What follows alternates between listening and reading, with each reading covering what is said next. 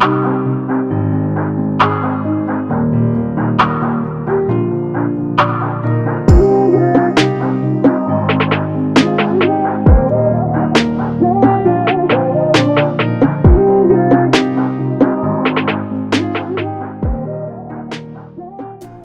this is Dusty with the One Water Yacht Group at Tampa Bay. Today we are in Dunedin, Florida, aboard a 2023 Grady-White 336 Canyon.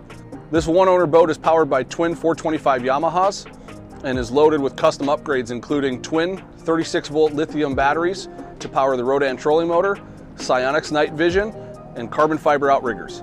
She's also equipped with a diesel generator, air conditioning, and a Seakeeper. Join us today as we take a closer look at this amazing offshore center console.